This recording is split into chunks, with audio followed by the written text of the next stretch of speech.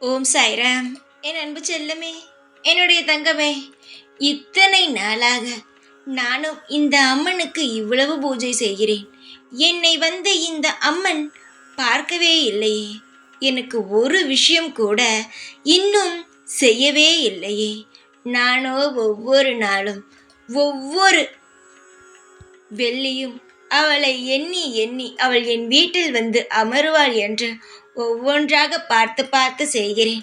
ஆனால் இந்த ஆதிபராசக்தியானவர் இன்னும் என்னுடைய வீட்டில் வந்து அமரவே இல்லையே. அமர்ந்திருந்தால் என்னுடைய வாழ்க்கையில் இருக்கும் கஷ்டங்கள் அனைத்துமே நீங்கி இருக்குமே என்று நீ கேட்பாய், நினைக்கவும் செய்கிறாய். என்னுடைய தங்கமே, வாழ்க்கையில் நீ எந்த அளவு கஷ்டப்பட்டாய், இனி எந்த அளவு சந்தோஷத்தை அனுபவிக்க போகிறாய், காலம் முழுவதும் உன்னுடைய வாழ்க்கை எப்படி இருக்கும், இது அனைத்தும் நன்றாக அறிந்தவள் நான். உன்னுடைய ஜாதகத்தையே நான் தான் எழுதியும் இருக்கிறேன். அப்படி இருக்கும் பொழுது உன் வாழ்வில் எப்படிப்பட்ட நல்லதெல்லாம் நடக்கும் என்பது எனக்கு நன்றாகவே தெரியும் அல்லவா? அதனால் நீ எதையும் நினைத்து கவலைப்பட வேண்டிய அவசியம் ஒரு நாளும் கிடையாது. வாழ்வில் நீ எந்நாளும் என்னுடைய பிள்ளையாகத்தான் இருக்கிறாய். உன்னை ஒரு நாளும் ஒரு பொழுதும் கஷ்டப்பட நான் விடமாட்டேன். இப்பொழுது உன்னை கஷ்டப்பட்டு வாழ்க்கையில் வாழ வைக்கிறேன் என்று நினைக்கிறாய், கிடையாது. சந்தோஷமாக வாழ வைக்க போகும் நேரம் வந்துவிட்டது.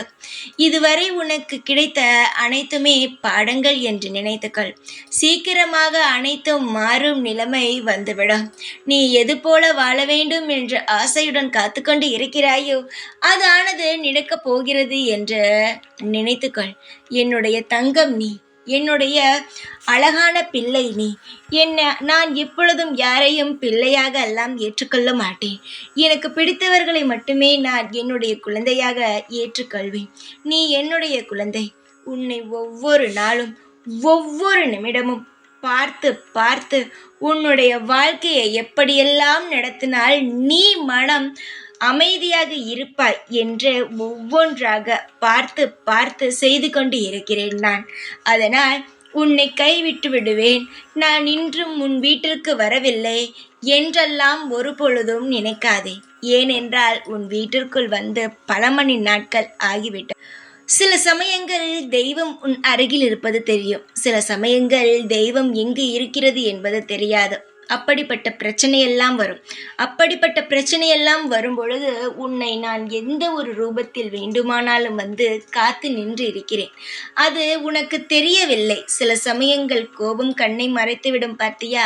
அது போலத்தான் தங்கமே, வாழ்வில் நான் முழுமையாக இருந்து உனக்கு அனைத்து விஷயங்களையும் செய்து கொண்டு தான் இருக்கிறேன். அதனால் எக்காலமும் நீ எதையும் நினைத்து கவலைப்படாதே. அமைதியாக இருந்தால் எல்லாம் அமைதியாகவே நடக்கும். எதிலும் உனக்கு ஆர்ப்பாட்டம் தேவையில்லை. பொறுமையை மட்டும் கையாளு. உன் வாழ்வில் அனைத்து நிம்மதியும் தானாக உன்னை தேடி வரும். ஓம் சாய்ராம்.